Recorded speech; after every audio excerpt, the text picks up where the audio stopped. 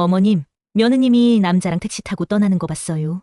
큰 가방 2개 들고요. 어머님. 그래서 죽인 거야? 징역 12년을 선고한다. 한영숙은 망원시장 입구에 들어서며 장바구니를 팔에 걸었습니다. 토요일 오후 2시 시장은 사람들로 붐볐습니다. 생선 굽는 냄새와 튀김기름 냄새가 뒤섞여 골목을 채웠습니다. 영숙은 이 시장을 40년 넘게 다녔습니다. 결혼해서 망원동에 처음 왔을 때도, 2 아들을 키울 때도, 남편을 먼저 보냈을 때도 이곳에서 장을 봤습니다. 익숙한 골목길, 익숙한 가게들, 익숙한 인사들. 그녀의 인생이 고스란히 스며있는 공간이었습니다. 영숙 씨, 오늘은 고등어 싱싱해요. 생선 가게 주인이 손짓했습니다. 영숙은 고개만 끄덕이고 지나쳤습니다. 오늘은 왠지 혼자 밥 먹기도 귀찮았습니다. 요새는 자주 그랬습니다. 혼자 사는 게 이제 5년째였습니다. 5년 전 장남 지호가 교통사고로 세상을 떠났습니다. 35의 나이에 그것도 회사 일로 외곽도로를 달리다가 빗길에 미끄러져 가드레일을 들이받았습니다. 즉사였습니다. 영숙은 그날 이후로 많은 것을 잃었습니다. 아들은 물론이고 며느리와 2 손주도 잃었습니다. 장례식이 끝난 다음 날 아침 며느리 강다연은 집을 나갔습니다. 현금 3천만 원과 시댁 금반지까지 챙겨서 말입니다. 가사도우미 박말순이 그날 아침 전해준 말이 아직도 생생했습니다. 어머님, 며느님이 남자랑 택시 타고 떠나는 거 봤어요. 큰 가방 2개 들고요. 영숙은 그 말을 듣고 쓰러질 뻔했습니다. 아들이 죽은 지 사흘 만에 다른 남자와 도망가다니. 돈까지 들고. 차남 지훈이 경찰에 신고하겠다고 했지만 영숙이 막았습니다. 손주들 생각에서였습니다. 엄마가 도둑으로 신문에 나는 것보다는 그냥 조용히 사라지는 게 나았습니다. 그렇게 5년이 흘렀습니다. 영숙은 무가게 앞에 멈춰섰습니다. 주인 할머니가 물을 골라주는 동안 그녀는 멍하니 시장 풍경을 바라봤습니다. 사람들은 웃고 떠들고 흥정했습니다. 삶은 계속 흘러갔습니다. 그녀만 그 자리에 멈춰 있는 것 같았습니다.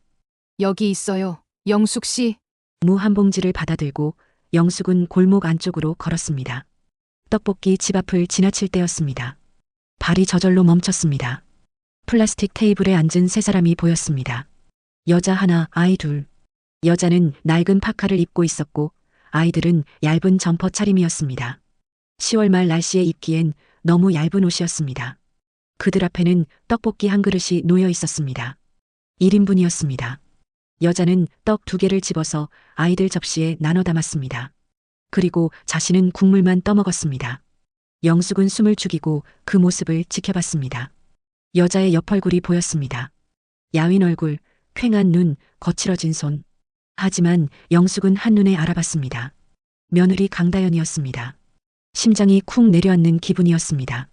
영숙은 무 봉지를 떨어뜨릴 뻔했습니다. 다연은 영숙을 보지 못했습니다. 아이들에게만 집중하고 있었습니다. 민준아, 천천히 먹어, 쟤. 다연의 목소리가 들렸습니다. 5년 만에 듣는 목소리였습니다. 예전보다 더 쉰 목소리였습니다. 아이들은 떡볶이를 허겁지겁 먹었습니다. 얼마나 배가 고팠을까요? 영숙은 손주 민준이의 얼굴을 봤습니다. 예전보다 훨씬 말랐습니다. 피부는 거칠었고 옷은 낡았습니다. 옆 가게에 계란 한 줄이 진열돼 있었습니다. 가격표에 2,000원이라고 적혀 있었습니다. 다연은 그걸 몇 번이나 쳐다봤습니다. 하지만 지갑을 꺼내지는 않았습니다. 영숙은 뒷걸음질 쳤습니다. 골목 모퉁이로 몸을 숨겼습니다. 가슴이 터질 것 같았습니다. 이게 대체 무슨 일이지? 5년 전 다연은 3천만 원을 들고 사라졌습니다. 남자와 함께. 그런데 지금 이 모습은 뭡니까? 단돈 떡볶이 한 그릇을 3명이 나눠 먹고 2,000원짜리 계란도 못 사는 이 모습은. 영숙은 벽에 등을 기댔습니다. 머릿속이 복잡했습니다. 박말순이 거짓말을 했을 리는 없었습니다. 말순은 그녀네 집에서 10년을 일했습니다. 거짓말할 이유가 없었습니다. 그렇다면 다연이 그 돈을 다 써버린 걸까요? 5년 만에 남자한테 다 빼앗긴 걸까요? 아니면. 영숙은 고개를 저었습니다. 다른 가능성은 생각하고 싶지 않았습니다. 다시 한번 슬쩍 고개를 내밀어 봤습니다. 다연은 아이들이 다 먹을 때까지 국물만 마셨습니다. 떡은 한 개도 먹지 않았습니다. 영숙은 그 모습을 보고 가슴이 무너졌습니다. 설마 내가 뭔가 잘못 알고 있는 건 아닐까? 그 생각이 머리를 스쳤습니다. 하지만 곧 고개를 저었습니다. 말도 안 되는 생각이었습니다. 증거가 있었습니다. 증언이 있었습니다. 다연 일행이 자리에서 일어났습니다. 영숙은 재빨리 몸을 숨겼습니다. 세 사람이 골목을 빠져나가는 모습을 멀리서 지켜봤습니다. 다연은 아이들 손을 꼭 잡고 천천히 걸었습니다. 영숙은 한참을 그 자리에 서 있었습니다. 시장의 소음이 멀게 들렸습니다. 떡볶이 냄새, 생선 굽는 냄새, 사람들 웃음소리, 모든 게 흐릿하게 느껴졌습니다. 그녀는 무봉지를 주워들고 천천히 집으로 향했습니다. 걸으면서도 머릿속은 복잡했습니다. 며느리의 야윈 얼굴, 아이들의 낡은 옷, 단돈 떡볶이 한 그릇, 그리고 5년 전 그날 박말순의 증언. 뭔가 맞지 않았습니다. 집에 도착했을 때는 해가 기울고 있었습니다. 영숙은 장바구니를 부엌에 내려놓고 거실 소파에 주저앉았습니다. 창밖으로 저녁 노을이 보였습니다. 붉은 빛이 방 안을 물들였습니다. 영숙은 눈을 감았습니다. 뭔가 잘못됐어. 분명히 뭔가 잘못됐어. 그날 밤 영숙은 잠을 이루지 못했습니다. 영숙은 새벽 4시에 눈을 떴습니다. 사실 잠을 잔 건지도 확실하지 않았습니다. 천장만 멍하니 바라보다가 날이 샌 것 같았습니다. 머릿속에는 온통 며느리 생각뿐이었습니다. 떡볶이를 나눠 먹던 모습, 계란을 사지 못하던 모습, 야윈 얼굴과 거친 손. 영숙은 몸을 일으켜 거실로 나왔습니다. 장남 지호의 영정사진이 거실장 위에 놓여 있었습니다. 5년이 지났지만 여전히 그 자리였습니다. 영숙은 매일 아침 그 앞에 물을 올리고 절을 했습니다. 오늘은 절을 할 수가 없었습니다. 지호야, 영숙은 사진 속 아들을 바라봤습니다. 환하게 웃고 있는 얼굴이었습니다. 회사 워크숍에서 찍은 사진이었습니다. 엄마가 뭔가 잘못 알고 있는 건 아닐까? 중얼거린 말이 공허하게 울렸습니다. 영숙은 부엌으로 가서 물을 한 잔 마셨습니다. 시계를 봤습니다. 새벽 4시 반. 아직 날이 밝으려면 한참 남았습니다. 그녀는 안방으로 들어가 옷장을 열었습니다. 제일 안쪽 낡은 상자가 있었습니다. 5년 전 장례식 때 정리한 물건들이었습니다. 부의금 장부, 조문객 명단, 사진들. 영숙은 그 상자를 꺼내 거실 테이블에 놓았습니다. 손이 떨렸습니다. 상자를 열자 먼지 냄새가 났습니다. 제일 위에 부의금 장부가 있었습니다. 영숙은 그걸 넘기고 아래쪽에 있는 수첩을 꺼냈습니다. 장례식 당시 일정과 상황을 적어둔 것이었습니다. 손가락으로 페이지를 넘겼습니다. 첫째 날 빈소 차림, 조문객 89명. 둘째 날 회사 동료들 방문, 조문객 124명. 셋째 날 마이너스 발인. 그리고 마지막 페이지에 적힌 메모. 다연 아침에 집 나감. 말순 씨 증언, 남자와 택시 탐. 영숙은 그 글씨를 오래 들여다봤습니다. 자신이 쓴 글씨였습니다. 떨리는 손으로 쓴 흔적이 역력했습니다. 그때는 분노와 배신감으로 가득했었습니다. 며느리가 남편 장례식도 제대로 치르지 않고 다른 남자와 도망쳤다는 사실이 믿기지 않았습니다. 하지만 지금 생각해보면 이상한 점이 있었습니다. 다연은 지호와 결혼한 지 7년이었습니다. 그동안 한 번도 이상한 행동을 보인 적이 없었습니다. 시부모를 잘 모셨고 아이들을 정성껏 키웠습니다. 지호도 아내를 무척 사랑했습니다. 그런 사람이 갑자기 그렇게 변할 수 있을까요? 영숙은 수첩을 덮고 한숨을 쉬었습니다. 박말순한테 물어봐야겠어. 그녀는 결심했습니다. 새벽 5시 반 영숙은 집을 나섰습니다. 박말순은 망원동 재개발 지역 쪽에 살았습니다. 걸어서 15분 거리였습니다. 골목은 고요했습니다. 가로등 불빛만이 어둠을 밝혔습니다. 영숙은 천천히 걸으며 생각을 정리했습니다. 말순은 착한 사람이었습니다. 거짓말을 할 사람이 아니었습니다. 하지만 혹시라도 뭔가 착각한 건 아닐까요? 아니면 누가 시킨 건 아닐까요? 영숙은 고개를 저었습니다. 말도 안 되는 생각이었습니다. 말순의 집 앞에 도착했습니다. 연립주택 1층이었습니다. 영숙은 숨을 고르고 초인종을 눌렀습니다. 한참 뒤에 불이 켜지고 문이 열렸습니다. 어머, 어머님? 말순은 놀란 얼굴로 영숙을 바라봤습니다. 잠옷 차림이었습니다. 말순 씨, 미안해요. 이른 시간에. 아니에요, 들어오세요. 말순은 황급히 영숙을 안으로 들였습니다. 좁은 거실이었습니다.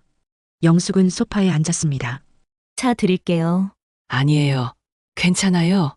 영숙은 손사래를 쳤습니다. 말수는 어색하게 맞은편에 앉았습니다. 무슨 일이세요? 이렇게 일찍. 영숙은 말순의 눈을 똑바로 봤습니다. 5년 전 그날 얘기 좀 할게요. 말순의 표정이 굳었습니다. 어느 날 말씀이세요? 장례식 마지막 날, 며느리가 집 나간 그날, 말수는 시선을 피했습니다. 손을 가만히 쥐었다 폈다 했습니다. 그날 아침, 며느리가 남자랑 택시 탔다고 했죠. 네. 정말 말순 씨가 직접 본 거 맞아요? 말수는 대답하지 않았습니다. 손끝이 떨렸습니다. 영숙은 조금 더 다가앉았습니다. 말순 씨, 지금이라도 말해줘요. 혹시 뭔가 착각한 거 아니에요? 아니면 어머님, 말순이 떨리는 목소리로 입을 열었습니다. 전 거짓말했어요. 영숙의 심장이 멈추는 것 같았습니다. 뭐라고요? 말수는 고개를 숙였습니다. 눈가가 붉어졌습니다. 며느님이 남자랑 택시 탄 거 못 봤어요. 지훈 씨가 시킨 거예요. 영숙은 숨이 막혔습니다. 지훈이가? 네, 그날 아침에 지훈 씨가 저한테 전화했어요. 돈 50만 원 줄 테니까. 며느님이 남자랑 도망갔다고 말하라고. 영숙은 벌떡 일어섰습니다. 다리가 휘청거렸습니다. 그게 무슨 소리예요? 죄송해요. 어머님 정말 죄송해요. 말수는 울음을 터뜨렸습니다. 저도 그게 잘못된 건 알았어요. 근데 그때 저희 남편이 수술비가 필요했거든요. 500만 원이 너무 필요했어요. 영숙은 벽에 손을 짚었습니다. 온몸이 떨렸습니다. 그럼 다현이는? 잘 모르겠어요. 그날 아침에 짐 들고 나가는 건 봤어요. 근데 혼자였어요. 남자 같은 건 없었어요. 영숙은 천천히 다시 앉았습니다. 머리가 어지러웠습니다. 말순 씨, 그날 밤에 무슨 일 있었어요? 네, 장례식, 이틀째 밤이요. 뭔가 이상한 일 없었어요? 말수는 잠시 망설이더니 입을 열었습니다. 그날 밤 지훈 씨 부부가 며느님 방에 들어가는 거 봤어요. 몇 시쯤? 11시쯤 됐을 거예요. 소리도 들렸어요. 지훈 씨가 소리 지르는 거. 뭐라고 했는데요? 말수는 눈물을 닦으며 떨리는 목소리로 말했습니다. 내일 아침까지 나가. 안 그러면 아이들 못 봐. 그렇게 들렸어요. 영숙은 눈을 감았습니다. 모든 게 맞아떨어졌습니다. 며느리는 도망간 게 아니었습니다. 쫓겨난 것이었습니다. 아들 지훈이 며느리를 쫓아낸 것이었습니다. 왜 그랬을까요? 영숙의 목소리가 떨렸습니다. 말수는 고개를 저었습니다. 모르겠어요. 근데 장례식 기간 내내 지훈 씨 표정이 이상했어요. 슬퍼 보이기보단 뭔가 초조해 보였어요. 영숙은 천천히 일어섰습니다. 말순 씨, 고마워요. 용기 내줘서. 어머님, 정말 죄송해요. 정말. 영숙은 대답하지 않고 집을 나왔습니다. 집으로 돌아오는 길, 영숙의 발걸음은 무거웠습니다. 하늘이 조금씩 밝아오고 있었습니다. 새벽 6시 반이었습니다. 영숙은 걸으며 생각했습니다. 지훈이 왜 그랬을까요? 왜 형수를 쫓아냈을까요? 왜 거짓 증언을 시켰을까요? 그리고 더 중요한 질문. 지호의 죽음은 정말 사고였을까요? 영숙은 멈춰섰습니다. 가슴이 철렁 내려앉았습니다. 설마, 그 생각을 하기가 두려웠습니다. 하지만 한 번 떠오른 의심은 지울 수가 없었습니다. 영숙은 주먹을 꽉 쥐었습니다. 알아봐야 해. 끝까지 알아봐야 해. 그녀는 집으로 향하지 않고 방향을 틀었습니다. 판교로 가는 버스 정류장 쪽이었습니다. 지호가 다니던 회사로 가야 했습니다. 판교행 버스는 2시간이 걸렸습니다. 영숙은 창밖을 보며 지난 일들을 떠올렸습니다. 지호와 지우는 3살 터울이었습니다. 어릴 때부터 성격이 달랐습니다. 지호는 조용하고 성실했습니다. 지우는 활발하고 사교적이었습니다. 영숙은 두 아들을 똑같이 사랑했습니다. 차별한 적이 없었습니다. 하지만 세상은 달랐습니다. 지호는 공부를 잘했습니다. 좋은 대학을 나와서 대기업에 취직했습니다. 지우는 평범했습니다. 지방 대학을 나와서 같은 회사 협력업체에 들어갔습니다. 형제는 같은 업계에서 일했습니다. 가끔 프로젝트로 만나기도 했습니다. 겉으로는 사이가 좋아 보였습니다. 영숙은 그게 전부인 줄 알았습니다. 버스가 판교 테크노밸리에 도착했습니다. 영숙은 내려서 지호가 다니던 회사 건물을 올려다봤습니다. 유리로 된 높은 건물이었습니다. 5년 만에 오는 곳이었습니다. 영숙은 로비로 들어갔습니다. 안내 데스크에 젊은 직원이 앉아 있었습니다. 어떻게 오셨어요? 생산관리팀 오승민 과장님 좀 뵙고 싶은데요. 약속 있으세요? 아니요. 급한 일이라서요. 한영숙이라고 전해주세요. 직원은 전화를 걸었습니다. 잠시 후 고개를 끄덕였습니다. 3층으로 올라가세요. 오승민 과장은 지호의 직속 상사였습니다. 장례식에도 왔었고 그 후로도 몇 번 안부 전화를 했었습니다. 회의실에서 오 과장을 만났습니다. 그는 여전히 인자한 얼굴이었습니다. 어머님, 오랜만입니다. 과장님, 바쁘신데 시간 내주셔서 고맙습니다. 아닙니다. 무슨 일이세요? 영숙은 잠시 망설이다가 입을 열었습니다. 5년 전 그날에 대해서 여쭤보고 싶어서요. 오 과장의 표정이 조심스러워졌습니다. 지호 씨 사고 말씀이신가요? 네. 그날 지호가 왜 외곽도로로 갔는지 아세요? 오 과장은 잠시 생각하더니 말했습니다. 공장 쪽에 급한 일이 있다고 했던 걸로 기억합니다. 누가 그렇게 말했나요? 지훈 씨가 전화했다고 들었습니다. 지호 씨 동생분 말이에요. 영숙의 심장이 빠르게 뛰었습니다. 그날 공장에 정말 문제가 있었나요?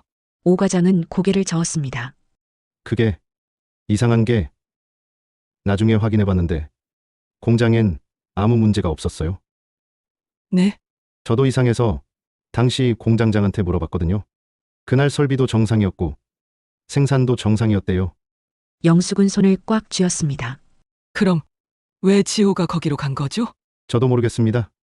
다만 오 과장이 말을 멈췄습니다. 영숙은 재촉했습니다. 다만 뭐요? 그 무렵 지호 씨와 지훈 씨 사이가 좀 묘했어요. 무슨 뜻이에요? 오 과장은 신중하게 말을 이었습니다. 지호 씨가 팀장 승진 대상이었거든요. 거의 확정이었어요. 근데 지훈 씨도 협력업체 쪽에서 같은 직급 승진을 노리고 있었고요. 그게 무슨 상관이에요? 그 프로젝트가 같은 거였어요. 둘 중 한 명만 성과를 인정받을 수 있는 구조였죠. 그리고 지호 씨가 훨씬 유리했고요. 영숙은 숨이 막혔습니다. 그래서요? 사고 한 달 전쯤이었나. 회식 자리에서 지훈 씨가 술 먹고 이상한 말을 했어요. 무슨 말이요? 오 과장은 불편한 표정으로 말했습니다. 형은 다 가져가더라. 그런 식이었어요. 제가 달래려고 했는데 계속 형 얘기만 하더라고요. 영숙은 의자 등받이에 몸을 기댔습니다. 그날 사고 현장이 어디였죠? 외곽순환도로 북부 구간이었습니다. 빗길이었고 과속은 아니었는데 갑자기 미끄러졌다고 하더라고요. 빗길. 네. 그날 비가 많이 왔거든요. 경찰 조사에서도 빗길 사고로 결론 났고요. 영숙은 조용히 물었습니다. 과장님, 혹시 그날 사고 현장 사진 같은 거 남아있나요? 그건 경찰 쪽 자료일 텐데요. 회사에는 없나요? 오 과장은 잠시 생각하더니 말했습니다. 안전팀에 보고서가 있을 거예요. 잠깐만 기다려보세요. 그는 자리에서 일어나 나갔습니다. 10분 뒤 오 과장이 서류 파일을 들고 돌아왔습니다. 이게 당시 사고 보고서예요. 영숙은 떨리는 손으로 파일을 받았습니다. 사고 현장 사진이 몇 장 들어 있었습니다. 부서진 차량, 구부러진 가드레일, 그리고 도로 표면. 영숙은 도로 사진을 자세히 봤습니다. 빗물에 젖은 아스팔트 위에 이상한 얼룩이 보였습니다. 이게 뭐죠? 오 과장이 사진을 들여다봤습니다. 글쎄요. 기름 같기도 한데 빗물 때문에 잘 안 보이네요. 기름이요? 비 오는 날 도로에 기름이 있으면 엄청 미끄럽거든요. 근데 경찰 보고서에는 그런 내용이 없었어요. 영숙의 머릿속이 복잡해졌습니다. 기름, 빗길, 미끄러짐, 그리고 지훈의 전화. 과장님, 마지막으로 하나만 더 여쭤볼게요. 네, 말씀하세요. 사고 당일 지훈이는 어디 있었나요? 오 과장의 표정이 굳었습니다. 그건 왜 물으시는 거예요? 그냥요. 궁금해서요. 오 과장은 한참 망설이다가 말했습니다. 회사에는 안 왔어요. 그날 연차였거든요. 연차요? 네. 갑자기 신청했어요. 사고 하루 전에. 영숙은 파일을 덮었습니다. 손이 떨렸습니다. 과장님, 정말 고맙습니다. 어머님, 혹시 오 과장이 조심스럽게 물었습니다. 뭔가 의심되는 게 있으세요? 영숙은 대답하지 않았습니다.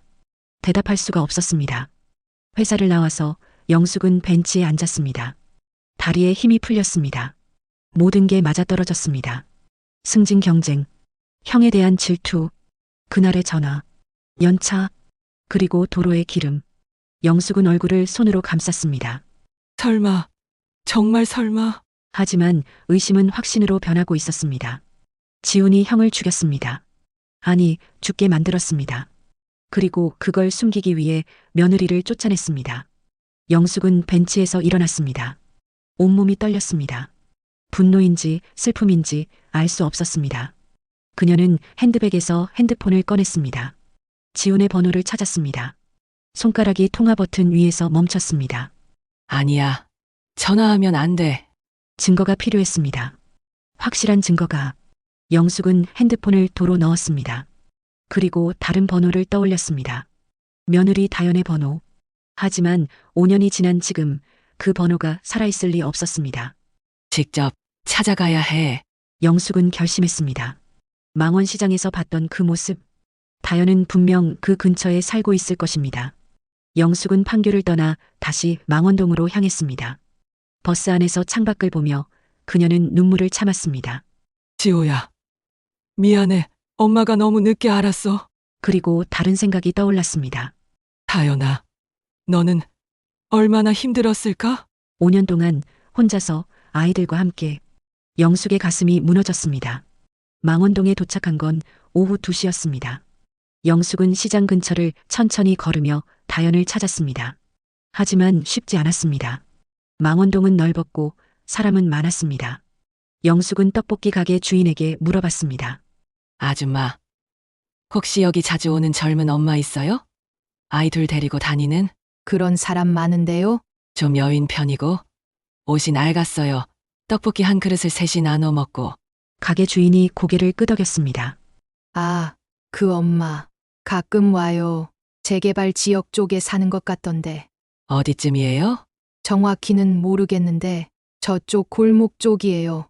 영숙은 가게 주인이 가리킨 방향으로 걸었습니다. 재개발 지역은 낡은 건물들이 즐비했습니다. 빈집도 많았고 반지하 건물들도 많았습니다. 영숙은 1시간 넘게 골목을 헤맸습니다. 해가 기울기 시작했습니다. 그때 골목 모퉁이에서 익숙한 뒷모습이 보였습니다. 다연이었습니다. 아이들 손을 잡고 건물 안으로 들어가고 있었습니다. 영숙은 빠르게 다가갔습니다. 다연아. 다연이 돌아봤습니다. 얼굴이 하얗게 질렸습니다. 어머님. 두 사람은 좁은 골목에서 마주섰습니다. 5년 만의 재회였습니다. 다연은 얼어붙은 듯 서 있었습니다. 아이들이 엄마 뒤로 숨었습니다. 영숙은 며느리의 야윈 얼굴을 봤습니다. 뺨은 꺼졌고 입술은 트고 갈라져 있었습니다. 어머님 어떡해. 다연의 목소리가 떨렸습니다. 도망칠까 망설이는 표정이었습니다. 도망가지 마. 혼자 왔어. 영숙은 천천히 다가갔습니다. 다연은 한 발 뒤로 물러섰습니다. 얘기 좀 하자 제발. 영숙의 목소리에는 간절함이 묻어 있었습니다. 다연은 아이들을 내려다봤습니다. 그리고 작게 고개를 끄덕였습니다. 안으로 들어오세요. 반지하 원룸이었습니다. 좁고 어두웠습니다. 곰팡이 냄새가 났습니다. 작은 창문 하나가 천장 쪽에 있었지만 햇빛은 거의 들어오지 않았습니다. 방 안에는 낡은 이불 2채가 바닥에 깔려 있었습니다. 작은 테이블 하나, 전기밥솥 하나, 그게 전부였습니다. 영숙은 가슴이 무너졌습니다. 여기서 살고 있었구나. 다연은 대답하지 않았습니다. 아이들에게 방 안쪽으로 가라고 했습니다. 민준이와 서연이는 할머니를 힐끔힐끔 보며 구석으로 갔습니다. 영숙은 테이블 앞에 앉았습니다. 다연도 맞은편에 앉았습니다. 두 사람 사이에 침묵이 흘렀습니다. 영숙이 먼저 입을 열었습니다. 다연아. 미안해. 다연은 고개를 숙였습니다. 5년 동안 오해하고 살았어. 네가 도망갔다고.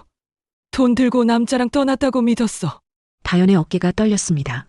하지만 이제 알아. 말순 씨한테 들었어. 지훈이가 거짓말 시켰다는 거. 그리고 회사에도 갔다 왔어. 다연이 고개를 들었습니다. 눈에 눈물이 고였습니다. 어머님. 다연아. 진실을 말해줘. 5년 전 그날 무슨 일이 있었는지. 다연은 눈물을 닦았습니다. 손이 떨렸습니다. 한참을 망설이다가 입을 열었습니다. 장례식 이틀째 밤이었어요. 목소리가 가라앉았습니다. 도련님이 방에 들어왔어요. 동서랑 같이요. 문을 잠그고 협박했어요. 뭐라고 했는데? 내일 아침까지 집 나가라고요. 안 그러면 아이들 못 본다고. 경찰한테 제가 남편 죽게 만들었다고 거짓 신고하겠대요. 영숙은 주먹을 쥐었습니다. 왜 그랬을까? 다현은 눈물을 흘리며 말을 이었습니다. 전 알았거든요. 뭘? 지호 오빠가 사고로 죽은 게 아니라는 거요. 영숙의 심장이 쿵 내려앉았습니다. 어떻게 알았어? 장례식 첫날 밤에 도련님이랑 동서가 얘기하는 걸 들었어요. 제가 화장실 가려고 복도에 있었는데 거실에서 얘기하는 소리가 들렸어요. 뭐라고 했는데? 다현은 떨리는 목소리로 말했습니다. 형이 정말 거기로 왔네. 계획대로야. 도련님이 그렇게 말했어요. 동서가 괜찮겠어. 경찰이 의심하면? 이라고 묻자. 빗길 사고야. 증거 없어. 라고 대답했어요. 영숙은 눈을 감았습니다. 온몸이 차가워졌습니다. 그래서? 전 너무 무서웠어요. 이게 무슨 일인가 싶었어요. 다음 날 경찰서에 가려고 했는데 그날 밤에 도련님이 들이닥친 거예요. 증거는? 없었어요. 녹음도 못했고 아무것도 없었어요. 그냥 제가 들은 것뿐이었어요. 다현은 얼굴을 손으로 가렸습니다. 도련님이 말했어요. 네가 아무리 떠들어도 소용없어. 경찰도 사고로 결론 냈어. 오히려 너만 의심받을 거야. 남편 보험금 노린 것 아니냐고. 그러면서 아이들 사진을 보여줬어요. 이 애들 보호할 자신 있어? 라고. 영숙은 며느리의 손을 잡았습니다. 그래서 나간 거구나. 네, 아이들 때문에. 어쩔 수 없었어요. 돈도 못 가져갔어요. 통장이며 카드며 다 압수당했어요. 그냥 옷가방 하나만 들고 나왔어요. 그 뒤로는? 다현은 고개를 저었습니다. 처음엔 친구 집에 얹혀 살았어요. 한 달쯤. 근데 눈치 보여서 나왔고 고시원에서 살다가 여기저기 옮겨 다녔어요. 일은? 편의점, 식당, 청소. 할 수 있는 건 다 했어요. 근데 아이들 봐줄 데가 없어서 밤에만 일했어요. 낮엔 애들 데리고 있고. 영숙은 며느리의 거친 손을 봤습니다. 손등에 상처가 여러 개 있었습니다. 다현아. 어머님, 전 정말 진실을 밝히고 싶었어요. 근데 힘이 없었어요. 변호사 선임할 돈도 없고 증거도 없고 그냥 하루하루 사는 게 너무 힘들었어요. 다현은 흐느꼈습니다. 5년 동안 참았던 눈물이 쏟아졌습니다. 영숙은 며느리를 끌어안았습니다. 미안해. 정말 미안해. 내가 너무 늦게 알았어. 아니에요. 어머님 잘못 아니에요. 두 사람은 한참을 울었습니다. 한참 뒤 영숙은 아이들을 봤습니다. 민준이와 서연이는 구석에서 조용히 앉아 있었습니다. 겁에 질린 표정이었습니다. 얘들아. 이리 와봐. 아이들은 엄마를 쳐다봤습니다. 다현이 고개를 끄덕이자 천천히 다가왔습니다. 영숙은 두 아이를 끌어안았습니다. 할머니가 미안해. 너희들 힘들게 해서. 민준이가 작은 목소리로 물었습니다. 할머니, 이제 우리랑 같이 살아요? 영숙의 눈에서 눈물이 흘렀습니다. 그래. 이제 같이 살자. 서연이가 할머니 품에 안겼습니다. 작고 가벼운 몸이었습니다. 영양실조처럼 말랐습니다. 영숙은 다현을 봤습니다. 이제 내가 함께 싸워줄게. 지훈이 절대 그냥 두지 않을 거야. 다현은 고개를 저었습니다. 어머님, 증거가 없어요. 5년이나 지났는데 증거는 만들 거야. 어떡해요? 영숙은 단호하게 말했습니다. 지훈이를 직접 만날 거야. 그리고 자백받을 거야. 너무 위험해요. 지훈 씨는 괜찮아. 내가 알아서 할게. 영숙은 일어섰습니다. 오늘 당장 우리 집으로 가자. 여기서 하루라도 더 있게 할 수 없어. 하지만 어머님, 다현아, 넌 이미 충분히 힘들었어. 이제 그만 혼자 견디지 마. 다현은 눈물을 닦았습니다. 고개를 끄덕였습니다. 짐을 싸는 데는 10분도 안 걸렸습니다. 가진 게 거의 없었습니다.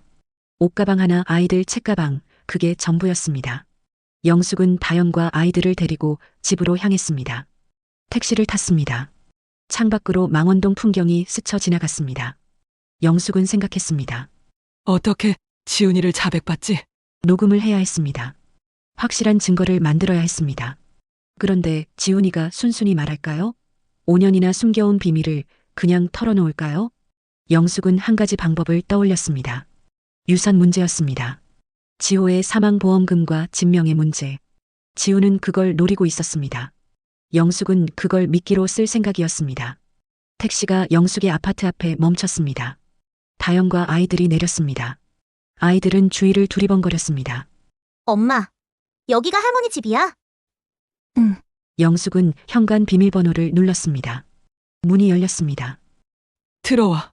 다영과 아이들이 안으로 들어왔습니다. 5년 만에 돌아온 집이었습니다. 거실에는 지호의 영정사진이 여전히 놓여 있었습니다. 다영은 사진 앞에 무릎을 꿇고 절했습니다.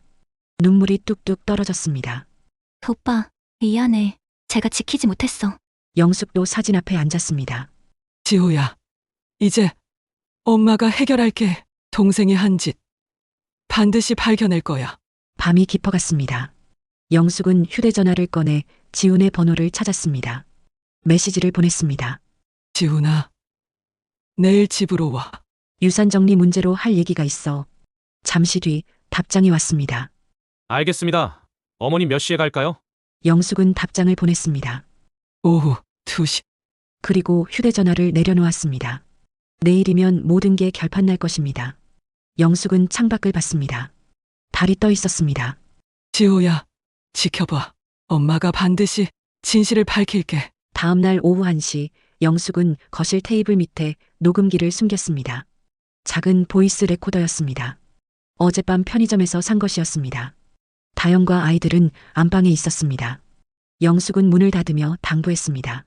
무슨 일이 있어도 나오지 마, 알았지? 어머님, 정말 괜찮으세요? 다연의 얼굴에는 걱정이 가득했습니다. 괜찮아. 내가 다 처리할게. 영숙은 문을 닫고 거실로 돌아왔습니다. 시계를 봤습니다. 1시 40분. 지훈이 곧 올 것입니다. 가슴이 두근거렸습니다. 긴장이 아니었습니다. 분노였습니다. 5년 동안 억눌러온 진실이 곧 드러날 것입니다. 초인종이 울렸습니다. 영숙은 심호흡을 하고 문을 열었습니다. 어머니, 지훈이 서 있었습니다. 깔끔한 정장 차림이었습니다. 얼굴에는 여유로운 미소가 걸려 있었습니다. 들어와. 지훈은 안으로 들어왔습니다. 거실을 둘러봤습니다. 오랜만에 오네요. 집이 깨끗하네요. 앉아. 영숙은 소파를 가리켰습니다. 지훈은 앉았습니다. 영숙은 맞은편에 앉았습니다. 테이블 밑에 녹음기가 작동 중이었습니다. 그래서 무슨 일이세요? 유산 정리라고 하셨는데. 지훈의 목소리는 밝았습니다. 기대에 찬 표정이었습니다. 영숙은 천천히 입을 열었습니다. 지훈아. 형, 보험금 얘기 알지? 네, 5천만 원이죠? 그리고 이 집 네, 형수 명의로 되어 있어. 법적으로는 형수 거야. 지훈의 표정이 조금 굳었습니다. 근데 며느리는 집 나간 지 5년이잖아요. 소재 파악도 안 되고. 만약에 말이야. 영숙은 지훈을 똑바로 봤습니다. 만약 형수가 돌아오면 어떻게 될까? 지훈은 웃었습니다. 하지만 눈은 웃지 않았습니다. 그럴 리 없죠. 도망간 지 5년인데. 도망간 게 아니라면? 네. 쫓겨난 거라면? 지훈의 얼굴에서 미소가 사라졌습니다. 어머니, 무슨 말씀이세요? 말순 씨한테 들었어. 네가 거짓말 시켰다고. 다연이가 남자랑 도망갔다고 거짓 증언하라고 돈 줬다며. 지훈은 자세를 고쳐 앉았습니다. 목소리가 차갑게 식었습니다. 말순 씨가 뭘 잘못 기억하신 것 같은데요. 회사에도 갔다 왔어.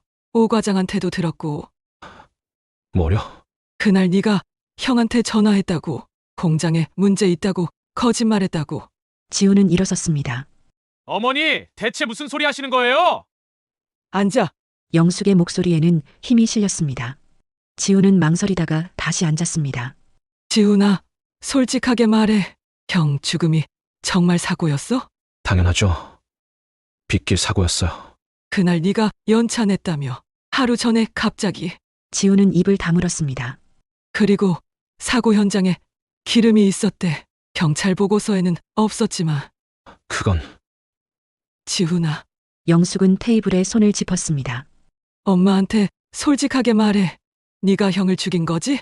무슨 소리예요? 지훈이 소리쳤습니다. 얼굴이 붉어졌습니다. 저는 형을 사랑했어요. 왜 제가 그런 짓을 해요? 승진 때문에. 영숙의 목소리는 낮고 단호했습니다. 형이 승진하면 넌 밀려나는 거였지. 그 프로젝트. 둘 중 하나만 성과 인정받는 거였다며. 지훈은 입술을 깨물었습니다. 형은 다 가져갔어요. 목소리가 떨렸습니다. 좋은 대학, 좋은 회사, 승진, 가족. 다요. 저는 항상 형 그늘에 있었어요. 그래서 죽인 거야? 죽이려던 건 아니었어요. 지훈이 소리쳤습니다. 그리고 입을 막았습니다. 영숙은 숨을 멈췄습니다. 자백이었습니다. 계속 말해봐. 지훈은 얼굴을 손으로 감쌌습니다. 한참 침묵이 흘렀습니다. 그리고 중얼거렸습니다. 그냥 놀라게만 하려고 했어요. 공장에 문제 있다고 거짓말해서 불러내고 도로에 기름 좀 뿌리고 그냥 조금 미끄러지게만 하려고. 영숙의 손이 떨렸습니다. 근데 형이 너무 빨리 왔어요. 비도 많이 왔고 차가 심하게 미끄러져서. 그래서 형이 죽었어. 저도 놀랐어요. 정말 죽을 줄은 몰랐어요. 지훈은 고개를 숙였습니다. 그 뒤로는 숨길 수밖에 없었어요. 형수가 뭔가 눈치챈 것 같았고 그래서 내쫓았어요. 영숙은 눈을 감았습니다. 온몸이 차갑게 식었습니다. 지훈아, 어머니, 넌 이제 내 아들이 아니야. 지훈은 고개를 들었습니다. 얼굴이 하얗게 질렸습니다. 어머니, 저는 나가. 어머니, 당장 나가. 영숙이 소리쳤습니다. 지훈은 떨리는 다리로 일어섰습니다. 그때 안방 문이 열렸습니다. 다연이 나왔습니다. 아이들도 함께였습니다. 지훈은 얼어붙었습니다. 형수. 다연은 지훈을 노려봤습니다. 5년 동안 억눌러온 분노가 눈빛에 담겼습니다. 도련님! 아니, 살인자! 지훈은 뒷걸음질 쳤습니다. 이게 무슨... 다 들었어요. 도련님이 한 짓 다요. 지훈은 현관으로 달려갔습니다. 문을 열고 나갔습니다. 영숙은 테이블 밑에서 녹음기를 꺼냈습니다. 빨간 불이 켜져 있었습니다. 다 녹음됐어. 다연은 영숙을 끌어안았습니다. 두 사람은 한참을 울었습니다. 일주일 후 영숙은 녹음 파일을 들고 경찰서로 갔습니다. 다연도 함께였습니다. 경찰은 녹음을 듣고 즉시 수사에 착수했습니다. 사고 현장을 재조사했고 지훈의 차량과 통신 기록을 확인했습니다. 한 달 뒤 지훈은 체포됐습니다. 재판은 석 달간 진행됐습니다. 지훈은 살인 교사와 증거인멸, 협박 혐의로 기소됐습니다. 최종 선고일 영숙과 다연은 법정에 앉아 있었습니다. 판사가 판결문을 읽었습니다. 피고인 한지훈에게 징역 12년을 선고한다. 지훈은 고개를 떨구었습니다. 영숙은 그 모습을 지켜봤습니다. 슬픔도 분노도 느껴지지 않았습니다.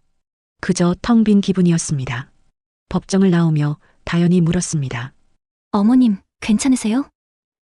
응, 이제 끝났으니까. 6개월 후 영숙의 집 거실은 활기로 가득했습니다. 민준이와 서연이가 학교 숙제를 하고 있었습니다. 아이들은 살이 올라서 건강해 보였습니다. 다연은 부엌에서 저녁을 준비하고 있었습니다. 요즘은 근처 카페에서 일하고 있었습니다. 조만간 작은 카페를 차릴 계획이었습니다. 영숙은 창가에 서서 밖을 내다봤습니다. 봄이 오고 있었습니다. 나무에 새싹이 돋아나고 있었습니다. 할머니, 이거 봐요. 서연이가 달려왔습니다.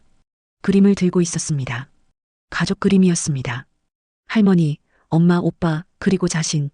4명이 손을 잡고 웃고 있는 그림이었습니다. 예쁘다. 우리 서연이. 영숙은 손녀를 안아 올렸습니다. 서연이가 깔깔 웃었습니다. 저녁 식사 시간이었습니다. 4명이 테이블에 둘러앉았습니다. 다연이 만든 된장찌개와 생선구이가 올라왔습니다. 잘 먹겠습니다. 아이들이 밝게 인사했습니다. 영숙은 그 모습을 흐뭇하게 바라봤습니다. 밥을 먹으며 민준이가 물었습니다. 할머니, 아빠는 하늘에서 우리 보고 있어? 영숙은 잠시 멈췄습니다. 그리고 고개를 끄덕였습니다. 그럼 아빠는 항상 너희들 지켜보고 있어. 그럼 아빠한테 말할 수 있어? 응. 마음으로 말하면 들려. 민준이는 눈을 감았습니다. 아빠, 우리 잘 지내고 있어. 엄마도, 할머니도, 서연이도. 걱정하지 마. 영숙의 눈에 눈물이 맺혔습니다. 식사가 끝나고 아이들은 방으로 들어갔습니다. 다연이 설거지를 하려고 하자 영숙이 말렸습니다. 내가 할게. 넌 쉬어. 괜찮아요, 어머님. 다연아, 영숙은 며느리의 손을 잡았습니다. 고마워. 5년 동안 혼자 견뎌줘서. 다연은 고개를 저었습니다. 저야말로 고마워요. 어머님이 진실 밝혀주셔서. 두 사람은 잠시 손을 맞잡고 있었습니다. 밤이 깊었습니다. 모두 잠들고 영숙만 거실에 앉아 있었습니다. 지호의 영정 사진 앞이었습니다. 영숙은 사진 속 아들을 바라봤습니다. 지호야, 목소리가 떨렸습니다. 엄마가 늦었지? 5년이나 걸렸어. 미안해. 바람이 창문을 스치고 지나갔습니다. 하지만 이제 다 해결했어. 내 가족 지켰어. 다연이랑 민준이, 서연이. 이제 우리가 잘 돌볼게. 영숙은 눈물을 닦았습니다. 편히 쉬렴. 엄마가 여기 있을게. 내 가족 곁에. 창밖으로 별이 보였습니다. 유난히 밝은 별 하나가 반짝이고 있었습니다. 영숙은 그 별을 바라보며 미소 지었습니다. 마치 아들이 대답하는 것 같았습니다. 고마워요. 엄마 사랑해요. 영숙은 천천히 일어났습니다. 영정 사진 앞에 물을 올리고 절을 했습니다. 그리고 안방으로 들어갔습니다. 내일은 또 새로운 하루가 시작될 것입니다. 망원시장에 장을 보러 가고 손주들을 학교에 데려다 주고 며느리와 함께 저녁을 준비할 것입니다. 평범한 일상. 하지만 이제는 진실 위에 세워진 일상이었습니다. 영숙은 이불을 덮으며 눈을 감았습니다. 가슴 한쪽이 따뜻했습니다. 1년 후 망원시장 골목에 작은 카페가 문을 열었습니다. 지온의 카페라는 이름이었습니다. 다연이 운영하는 카페였습니다. 영숙이 자금을 대고 다연이 직접 꾸몄습니다. 카페 벽에는 가족 사진이 걸려 있었습니다. 지호가 살아있을 때 찍은 사진이었습니다. 환하게 웃고 있는 가족의 모습이었습니다. 손님들은 그 사진을 보며 미소 지었습니다. 영숙은 카페 창가에 앉아 커피를 마셨습니다. 창밖으로 시장 풍경이 보였습니다. 사람들이 오가고 웃고 떠들었습니다. 삶은 계속 흘러갔습니다. 하지만 진실은 영원히 남았습니다. 영숙은 하늘을 올려다봤습니다. 지호야, 잘 지내고 있지? 바람이 불었습니다. 따뜻한 봄바람이었습니다. 진실은 결국 드러나고 용서와 사랑은 가장 늦은 순간에도 가족을 다시 묶는다.